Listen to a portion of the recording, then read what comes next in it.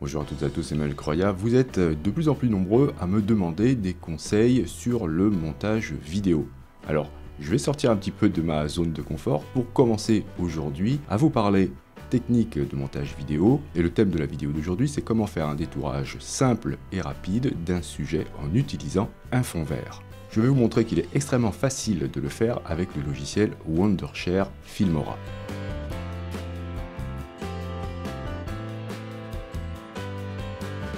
Lorsqu'on a besoin de changer le fond pour mettre des sujets dans un autre environnement, il est très utile d'utiliser un fond vert. C'est une technique très fréquente dans le cinéma, la plupart des youtubeurs l'utilisent et c'est aussi mon cas. Actuellement, derrière, j'ai un fond vert, ce qui me permet de me détourer et d'afficher autre chose derrière moi. Si vous n'avez pas un studio avec un décor très évolué, vous pouvez très bien, à l'aide d'un logiciel 3D ou une photo, vous intégrer dans un environnement que vous n'avez pas chez vous. Alors pourquoi on utilise une couleur verte? Eh bien, la couleur verte est très peu présente sur la peau d'un individu et du coup sera très facilement extractable pour pouvoir faire le détourage de la personne. Évidemment, il faudra éviter de porter des habits verts, sinon vous risquez d'être en partie transparent. Dans de rares occasions, on peut utiliser d'autres couleurs, par exemple le bleu, qui est une couleur qui est très peu présente sur la peau, mais par contre elle est extrêmement fréquente dans d'autres domaines, par exemple les yeux bleus et les ombres. La couleur verte est par ailleurs une couleur très saturée, ce qui, là aussi, va pouvoir faciliter son extraction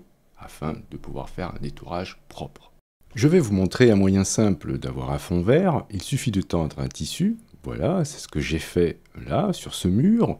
Alors, il faudra éviter d'avoir des plis. Il faut bien que le tissu soit tendu, sinon ça fait des plis et du coup ça fait des ombres. Dans mon cas, c'est pas très gênant car ce qui m'intéressait ici, c'est surtout, vu que je cadre serré, la zone du milieu. Pour éviter d'avoir ces problèmes d'ombre, si vous avez des petits plis, il suffit d'avoir un éclairage dédié à votre fond. Bon, moi ici, même avec mon éclairage, on s'aperçoit qu'on a des problèmes dans les coins et bien sûr, on voit quand même les plis, mais dans mon cas, c'est très largement suffisant. Un autre moyen un petit peu plus onéreux que le tissu tendu, c'est d'avoir un fond vert portable. Voilà, comme c'est le cas de celui-ci. Ce fond vert est très intéressant car évidemment il est portable, on peut le déplacer où l'on veut et lorsqu'il est tendu, il est sans pli. La couleur a été pensée pour être facilement sélectionnable.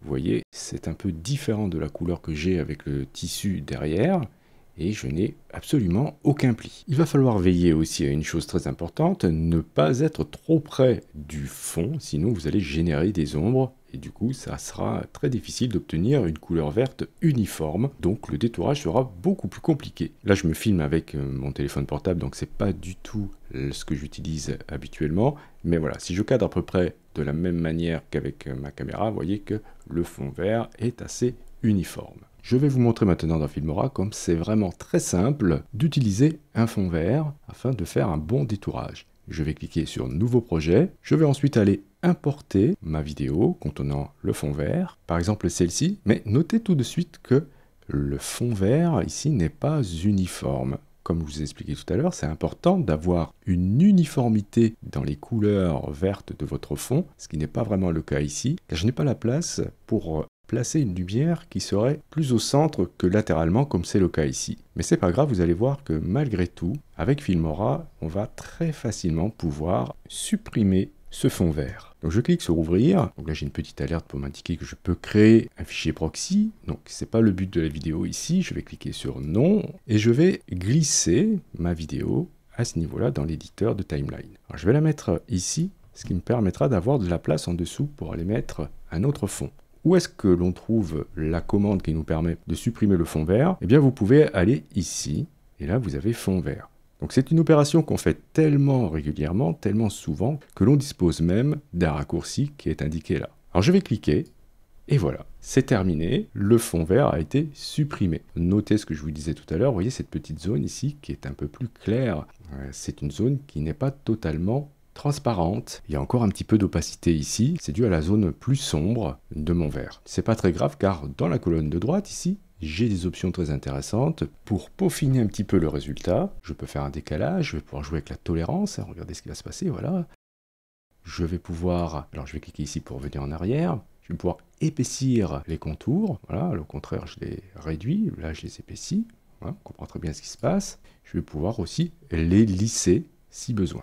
Là, ce qui m'intéresse ici, c'est ce paramètre-là, décalage. Si je déplace le curseur légèrement vers la droite, vous voyez que hop, je vais progressivement assombrir. En fait, je n'assombris pas, hein, je rends plus transparent cette zone. Si éventuellement vous aviez autre chose que du vert, vous pouvez aller choisir dans la liste une autre couleur. Et vous avez une pipette ici qui vous permettra d'aller échantillonner directement dans la couleur de votre fond, la couleur à supprimer. Je vais aller importer un fond. Par exemple, ce fond-là, je vais le placer ici et je vais l'étirer pour qu'il corresponde à la longueur de ma vidéo. Et là, on peut voir que je suis parfaitement intégré avec le fond. Je vais vous montrer une autre chose hyper intéressante. Je vais me rendre à nouveau dans la colonne de droite, dans Basique. Je vais changer l'échelle du premier calque.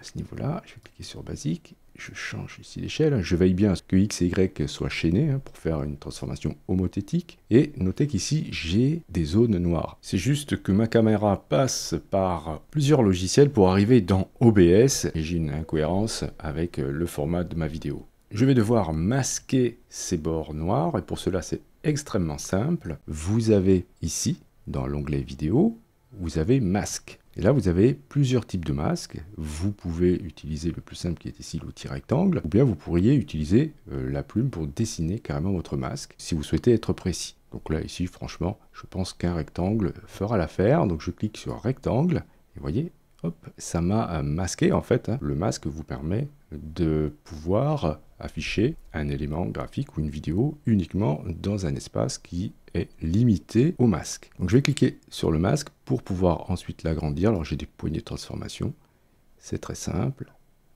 Voilà, je ne vais pas aller trop loin. Parfait. Et maintenant je peux déplacer mon calque. Vous voyez, il y a des petits points qui m'indiquent la limite de celui-ci. Donc il me suffit de cliquer et de faire un cliquer-glisser pour le positionner où je le souhaite.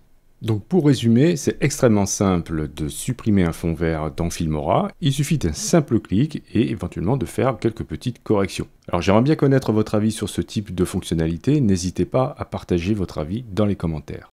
Je vous remercie d'avoir suivi cette vidéo. Si vous avez des questions, bien sûr, là aussi, n'hésitez pas à le faire dans les commentaires. Si vous souhaitez soutenir cette chaîne, vous pouvez cliquer sur j'aime, hyper important pour le référencement. Si vous n'êtes pas abonné et que vous souhaitez le faire, vous pouvez cliquer sur abonnez-vous. N'oubliez pas la petite clochette pour être averti des prochains cours ou des prochains tutos. Justement, on se dit à la prochaine pour un autre cours ou pour un autre tuto.